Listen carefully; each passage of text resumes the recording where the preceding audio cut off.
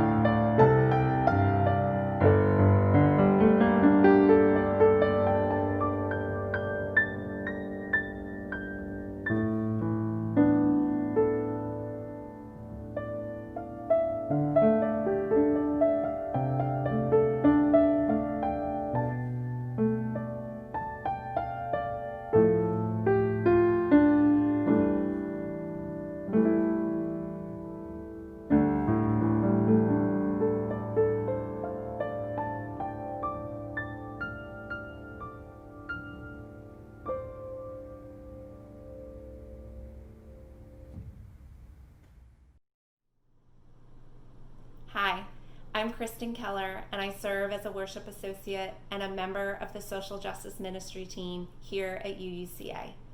I am also a parent to an 8-year-old daughter and a 6-year-old son.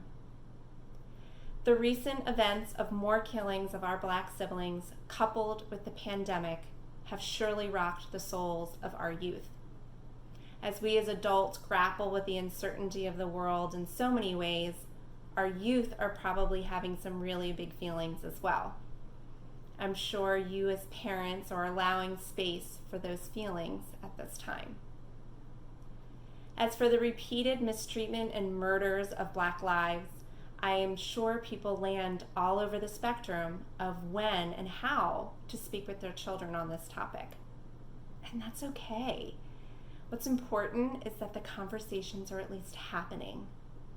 I do urge you to lean into the discomfort, as many children of color don't have that privilege of feeling safe and comfortable. One hallmark of true allyship constantly reminds me that allyship is assuming the risk of the marginalized. Most of you have probably been inundated with resources online, such as books to read with your children on race and racism, watching movies such as Ruby Bridges, and for the younger children, watching the Sesame Street segment. These are all great mediums for which to begin these conversations. The key is to start the conversations and to continue them every day. If you're unsure where to begin, I recommend checking out embracerace.org and tolerance.org on helpful ways to have these conversations. Also, Raising Race-Conscious Children has trainings for parents, which I've actually personally taken, and they provide great tools on how to speak with your children. If Black families have to have the talk with their Black sons and daughters just for them to survive, then we need to have these conversations with our white children. So the self-work begins, the actions take place, and the systemic change actually permeates every aspect of our society so that the talk in Black communities no longer needs to take place. Urgency is a characteristic of white supremacy.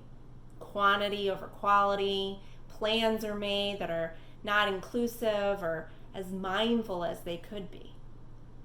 But when Black, Indigenous people of color are dying again and again, then we must act now. And it starts with our youth. I was that parent who froze and who was too scared to speak with their children about race, racism, and our white privilege.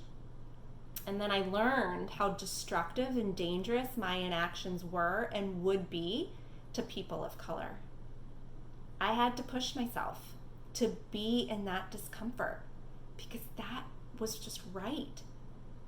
And to honor what I felt in my being, the worth and dignity of all, and that divine spark and universal energy that connects us all. Any step with your children towards active allyship is a step in the right direction. Please commit to making this a way of life for you and for them. We are here to support you. A is for Activist by Innocento Nagara. A is for Activist, Advocate, and Abolitionist, Ally, actively answering a call to action. Are you an activist? B is for Banner, bobbing in the sky, billowing in the breeze, 'cause you're not shy. C is Co-op, cooperating cultures, creative counter to corporate vultures. Oh, and the cats. Can you find the cats? Little D, democracy. More than voting, you'll agree. Dictators detest it. Donkeys don't get it. But you and me, we demand equality. Equal rights, black, brown, or white, clean and healthy is right. Every place we live and play, environmental justice in the way.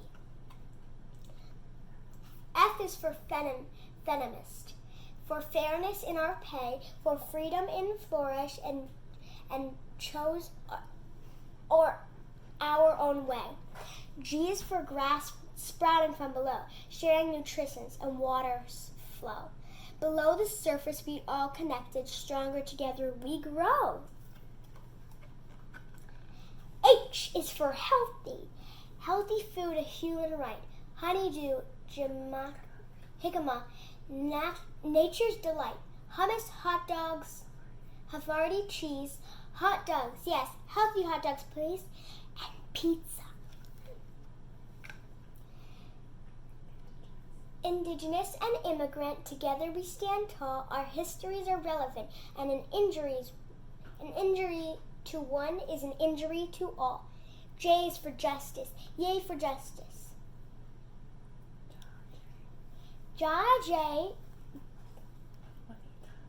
Noita, justice for janitors, Jessica for all. Kings are fine for story time. Knights are fun to play. But when we make decisions, we will choose the people's way. LGBTQ, love who you choose, 'cause love is true. Liberate your connotations are limited emotions. Celebrate with pride, links of devotion. M, megaphones marching, movemento music. Hip hip hooray, it must be May Day. N is for no. No, no, no. Yes, what we want. No, what we must go. No, no, no. No justice, no peace. Open minds operate best. Critical thinking over test. Wisdom can't be memorized. Educate, organize. P, peace. March. Protest. Power. People. Yay!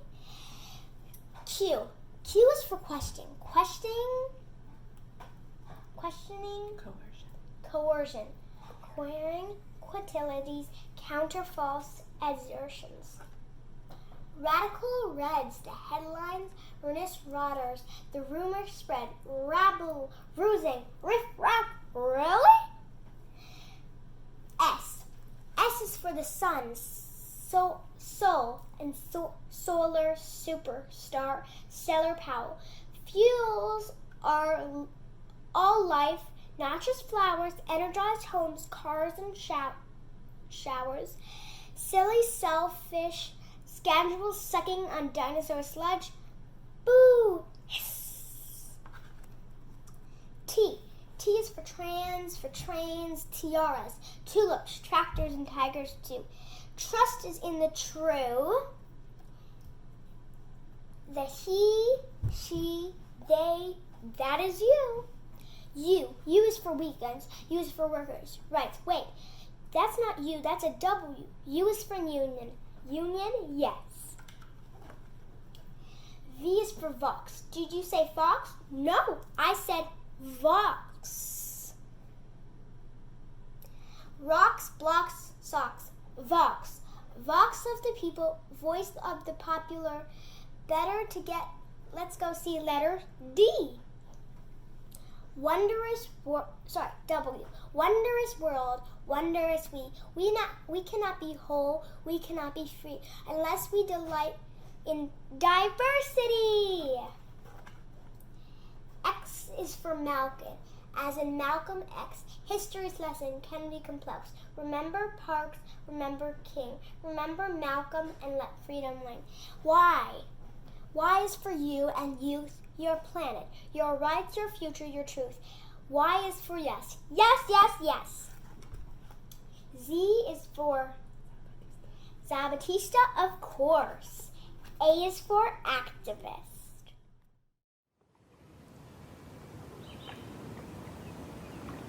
Our prayer this morning is an affirmation of hope, written by Loretta F. Williams. We, bearers of the dream, affirm that a new vision of hope is emerging. We pledge to work for that community in which justice will be actively present. We affirm that there is struggle yet ahead. Yet we know that in the struggle is the hope for the future. We affirm that we are co-creators of the future and not just passive pawns. And we stand united in affirmation of our hope and vision of a just and inclusive society. We affirm the unity of all persons. We affirm the brotherhood and sisterhood and family bond that allows us to touch upon each other's humanity. We affirm a unity that opens our eyes, ears, and hearts to see the different but common forms of oppression, suffering, and pain. Yet, we are one in the image of God, and we celebrate our hopes for human unity.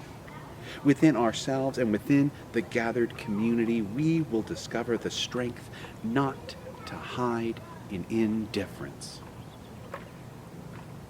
Affirming that hope, publicly expressed, energizes and enables us to move forward. Together, we pledge action to transcend barriers, be they racial, political, economic, social, or religious. We pledge to make our tomorrows our todays. May it be so.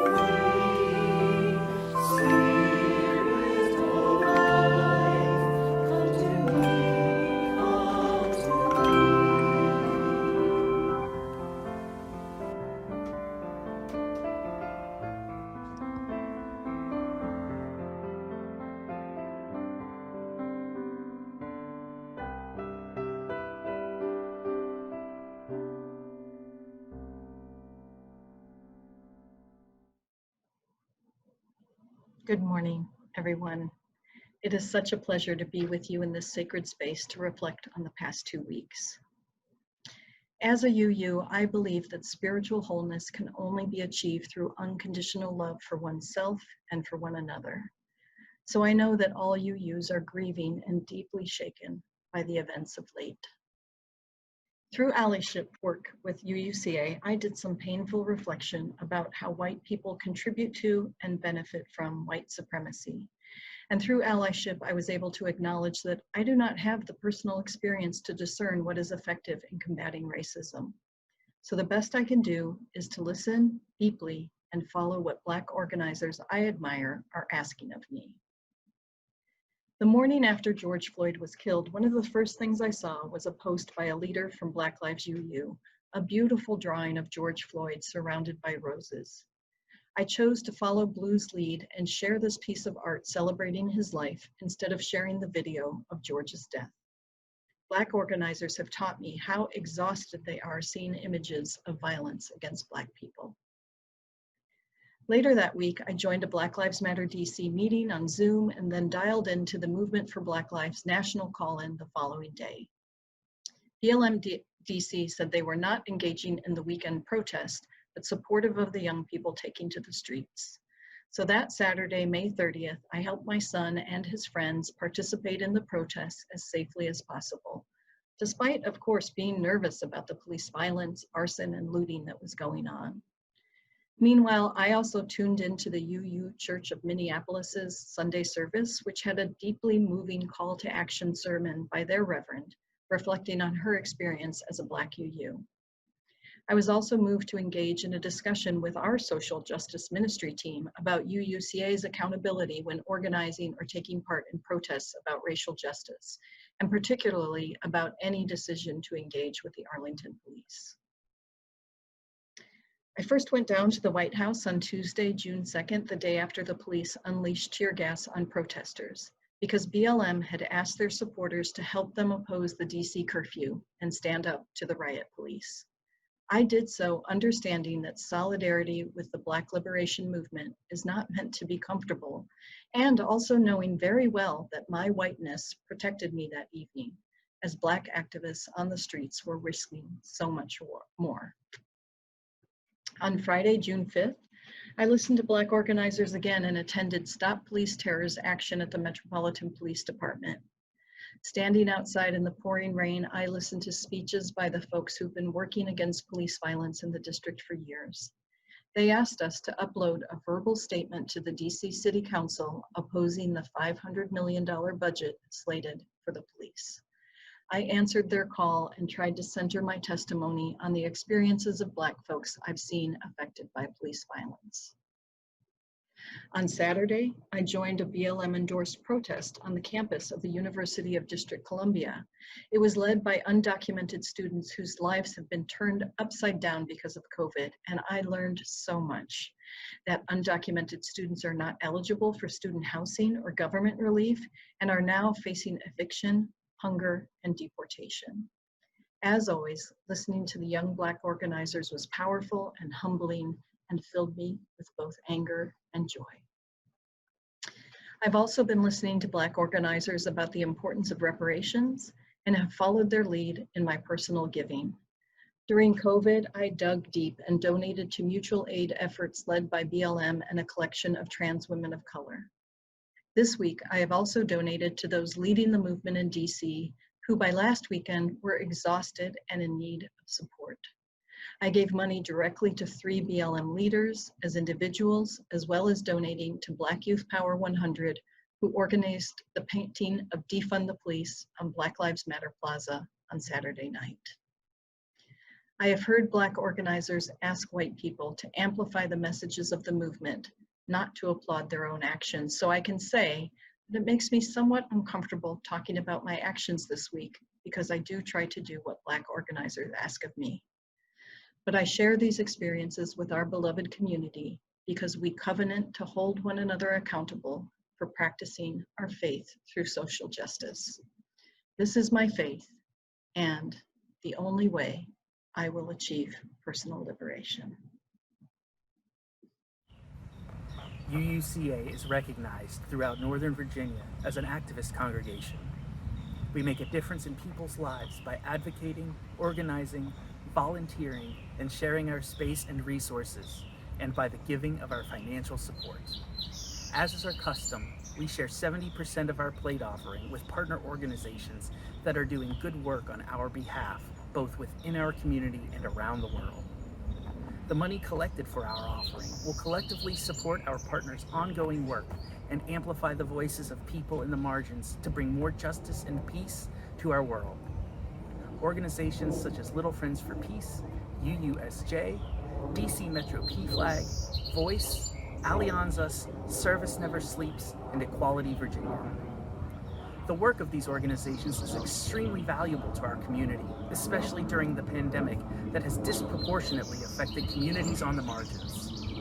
Since our services have gone to a virtual format, our weekly Share the Plate collection has dropped more than 75%. We know that many of you are unable to give during these uncertain times, but we would ask those of you who are still able to give comfortably to please consider making an extra effort this week to support our social justice partners that work so hard to bring our faith to life. There are many ways we can give to UUCA. First, you can always mail or drop off a check payable to UUCA with the word offering in the memo line. Second, you can give online at the church website, www.uucava.org. Click on the word donate at the top of the page and follow the instructions from there. Finally, you can donate using the mobile app Give Plus. Enter the zip code 22204 and choose our church, UUCA, and follow the prompt to give now. Let us be grateful when we are able to give, for many do not have that privilege. Let us be grateful for those who share their gifts with us, for we are enriched by their giving. Let us be grateful even for our needs, so that we may learn from the generosity of others.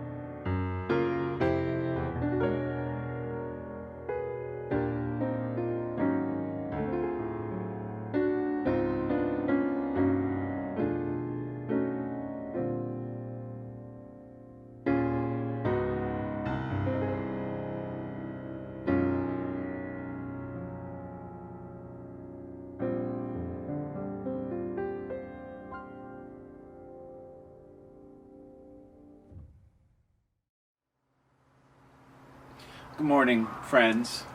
Welcome to my front porch here in Richmond, Virginia. Technically, I'm on the south side of Richmond. It's called Midlothian. So it's an interesting little neighborhood that I'm in. It's called Brandermill. It's an intentional community that was settled around the 60s and 70s. It's pretty white. This community was some of that white flight that started in the 60s and 70s from inner city Richmond. And you'll notice on my front porch, I've got my Black Lives Matter flag. This is my third Black Lives Matter flag that I've had here by a major street, so I apologize about the car. This is the third Black Lives Matter flag that I've had. The first two have been stolen. They were taken off of my front porch around 2016, 2017, when there was a lot of unrest still going on. I have this in my community very intentionally because it's not a very diverse community. I have this, and I'm on this wonderful major thoroughfare, which is why you're going to hear different cars going by as I'm speaking. And I'm right on the corner, so you have to see my house.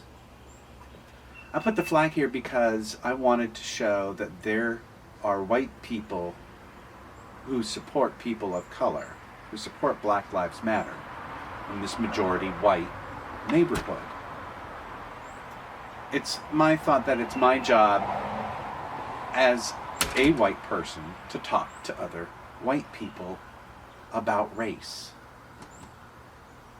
because it seems so unfair to put that burden on people of color. You've seen in today's service that I've asked some people for their input. You've heard from Kristin in helping out with how we can talk to our kids and our young people about these issues. Laurel had some wonderful and amazing insight about taking the lead from people of color. And you're going to hear from Marianna Cardozo as well. But one of the things that I think they brought up that was really interesting, comes up in different ways, is one of the first things that we need to do as white people who are trying to figure out how we can work to make this a less racial world, a post-racial world. One of the first things we need to do is listen. And it sounds so easy, and I think it's the hardest thing to do. We've seen that already with the cries of defund the police, that a lot of people have had the immediate knee-jerk reaction. That's bad language. That's polarizing. We had the same thing when Black Lives Matter started. I remember in 2015, a lot of very good intentioned UUs telling me all lives matter. Instead of listening to the reasoning behind Black Lives Matter, which we all know now so well, that all lives don't matter until Black Lives Matter. Instead of going to our knee-jerk reaction of trying to correct, we need to listen. So that means instead of saying that's bad language, that means saying, why do you say that? What does that mean? And that's something that we need to do very intentionally in regards to Black leadership. So often, we think that as people who are white, who have put these horrible systems in place and supported them, that we have the answers to take them down. And we do have the responsibility to take them down. But we often forget to listen to the people who are most affected. So this is the time to really dig in and start listening to voices of color. Go to websites like the NAACP, like Black Lives Matter, like Black Lives of Unitarian Universalists. seek out some of their positions. And instead of maybe dismissing anything that sounds controversial or extremist, dig deep. Go further with that. Which leads me to the second thing we've heard today. So the second thing that we need to talk about and what we can do to help fight systemic racism in our own communities and in ourselves. See, that's really the key, isn't it? It's doing some of the work that's hard for ourselves. And that's our second point, is getting uncomfortable. This might be a surprise to some of you, but white supremacy and white privilege has benefited a lot of us white people. I know that might be hard for you to hear. And it can be scary to talk about things that might need to change and what that means for you. And some of it's going to be addressing some of the biases and privileges that you have, that you've received from systems of white supremacy. I think a great example of talking about this is in regards to the police. When I was marching on Saturday with the group that was going from the Arlington Library to the courthouse, we were being escorted by police. We had police handing us out water at every corner and marching with us. And part of me thought, how can we be mad when the police are so supportive? How can we be mad at the police? And then I have to ask myself, look at all these people marching. We are at least 75% white. Yes, we had people of color in the leadership, and that was vital and necessary. But a lot of us were white and suburban, somewhat affluent, healthy, privileged, checking off so many of the boxes. What would it have been like if we had all been people of color? Would it have been different? I don't know. Statistics tell me it probably would have been. And that's something to think about. When we talk about our whiteness, we talk about things that we don't even realize are part of that. And part of that is the relationship white people have with the police force. And if we don't think about how that affects us, what are some other things we are missing? I think one of the most important things that we can do as a congregation is to start engaging deeply in what whiteness means to us, both as a majority white congregation, not completely, but majority white congregation, and as individuals. We have wonderful classes that have been taught by Whitney and Service Never Sleeps. We have lay leaders who have done the Living the Pledge workshop. These are some great places to start confronting and leaning into the discomfort of what whiteness is. And if we're really serious about this work, every single member of our congregation should engage in at least one of these classes. We should also start considering doing more congregational reads on these matters. We've got wonderful books, like the Robin DiAngelo White Supremacy book. Reverend Teresa Cooley has recommended this book, My Grandmother's Hands, and it's got some great instances of what it means to be a person of color and some great spiritual reflections in this as well. It talks about how systemic racism is physically embodied in us for both people of color and white people. I'm hoping all of you by now have read The New Jim Crow, which talks about systemic racism and policing and our prison systems. We have so many resources to learn about what it means to be white, what it means to be engaged in a system of white supremacy, and how it hurts us and people of color. us being the white people. My dog is also very energized about this. We need to start listening and getting uncomfortable. I know that Leanne Williams is going to be doing some adult ed programming with Faith 360 to talk about some other classes that we can do, and I'm hoping to join her and lead one or two of those classes. And I'm hoping to get some of our wonderful lay leadership who's done so much work in this to get involved as well. Because I think if we really want to start addressing systems of change within our congregation, we have to start with ourselves. Everyone needs to take these classes. And we need to start seeing how, as a congregation, we are involuntarily supporting systems of white supremacy. It's the least we can do. And that's where I lead to number 3. So our third thing that we need to consider when talking about how to deal with white supremacy follows in the steps of 1 and 2. It's called decentering whiteness. Part of the idea of listening to voices of color is to get the different perspectives. Part of the idea of making yourself uncomfortable and reading all of the different resources is to start seeing what that might look like for you.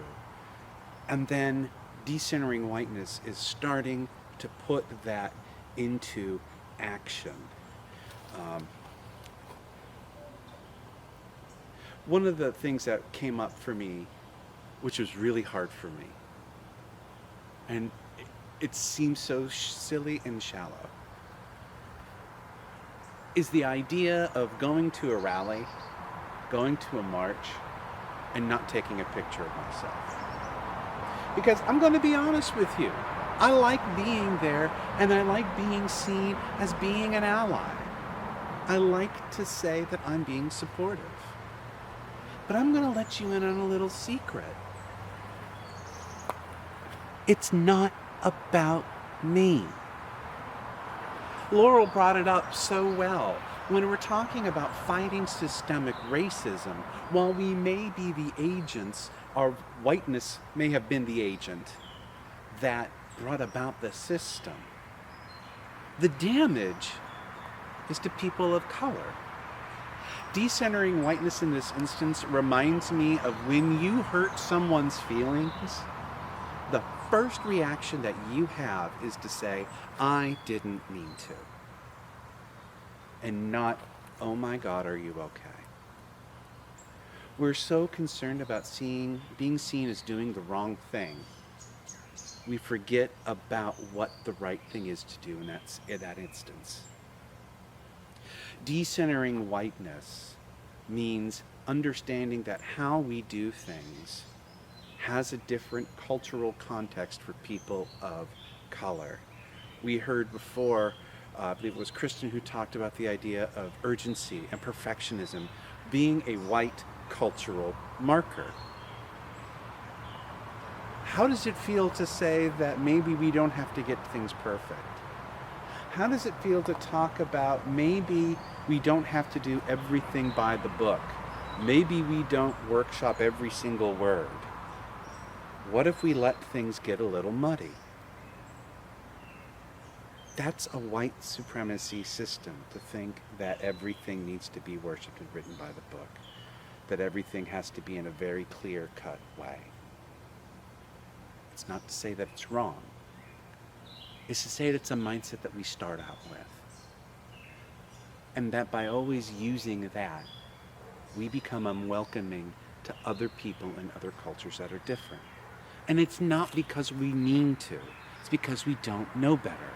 That's why we need that first step of listen and that second step of getting uncomfortable. Decentering whiteness is the action that comes after listening and learning. It's the doing. We have all these wonderful resources. We have all these classes to take. And now we need to do something with it. And that's what decentering whiteness is. It's putting our ideals that everyone has worth and dignity into action. It's living our morals. It's reparations. Saying I'm sorry is no good if you don't back it up. Marianna's going to talk a little bit about this. But this should be hard. There should be a little cost in this. If this was easy, it would be done already. This should hurt a little bit. But I want you to lean into the hurt. It hurts because you're changing. It hurts because you're dealing with things that have been hard to deal with, and so you've put them away. Dealing with our own flaws and our own mistakes, even if they are systemic for 400 years. Even if they're not our fault as an individual, we still take responsibility for some of them. And as white people, we have some difficult work to do. And for all of our friends of color who are listening to this, there's hard work for you too.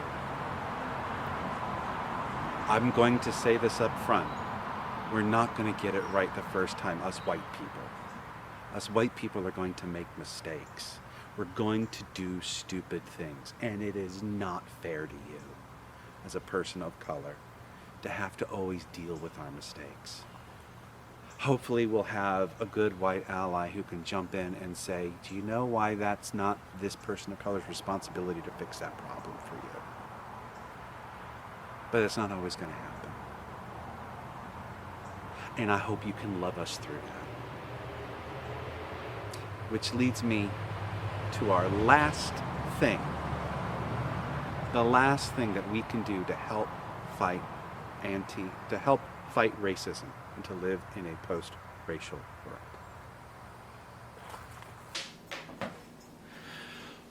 So, my final step, and what I would recommend to help when it comes to creating a post-racial world, an anti-racist world, is to take care of yourself. Right now, we're angry. We're really angry about what's been going on in this world. We've seen countless black men murdered systematically by police with impunity. We've seen a school-to-prison pipeline that has been getting worse since we tried to stop segregation. There are a million things that are going on in our society to be angry about. And anger won't sustain you through this. One of the things you need to do that Reverend Teresa talked about so eloquently last week is to mourn for the state of things, to mourn how things could be, and to give yourself permission to take a small rest in this work. Do not deplete yourself dry and collapse in exhaustion. When you find yourself weary from all of the anger and all of the injustice, this is what we're all here for. Lean in on your community. Call me. Call Reverend Teresa. Or once she's gone, I am sure Reverend Amanda will be there for you. I know she will. Our pastoral care support team. Your covenant groups. We are a spiritual community. And that means we lean on each other. That means we explore our own weaknesses, we talk about what exhausts us, and we lean into each other and lift each other up. Take care of yourself as you do this work, and know that you cannot undo 400 some years of racial inequality on your own. Lean in.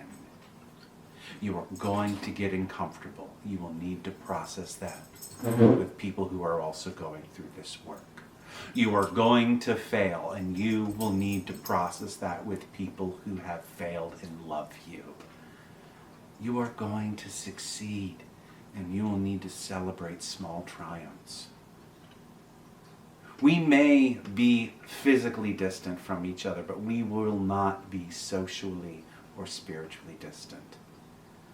These are times we come together, even if it is in our own living rooms virtually. These are the times where we learn and grow with each other, to support each other. Friends, we have a lot of work to do. And I don't mean just to fix the world and make it a better place. I want to start with our home. I want to start with our congregation. We have systems of white supremacy within our own walls, virtual though they may be. The 8th Principal Task Force team has done wonderful work to start raising some important questions. And I encourage all of you to delve deep into those questions as well. Again, I highly recommend every person in this congregation take either the Living the Pledge class or one of the Service Never Sleeps classes, or do a covenant book read and go in depth of the new Jim Crow, or the Ibram X. Kendi How to Be an Anti-Racist, or the Robin DiAngelo White Fragility. There are so many beautiful resources out there. Listen. Get uncomfortable. Decenter your whiteness. And take care of yourself. Know you are loved.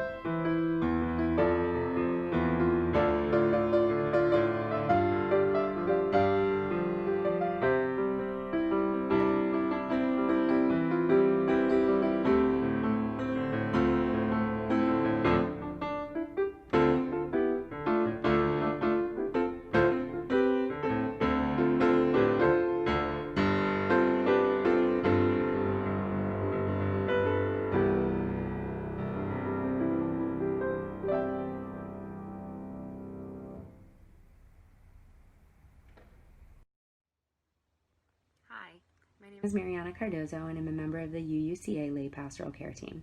I've been asked to share just a few thoughts on how I currently feel called to engage in meaningful action around racial justice. I want to share that I've been using a small set of criteria in considering these things. For me personally, I think that selecting actions that come with a certain degree of cost is really important, that I am being asked to give of myself in a tangible and significant way. And that cost may be financial, it may be emotional, it may be in time, it may be in labor, but whatever it is that it is asking me to give of myself, I think is very important. I think it's important that we keep up with a variety of types of actions. So I think for me personally, that means staying tapped in to resources, to groups, to actions, so that I have a good handle on the variety of actions that are available to us, because there are a ton.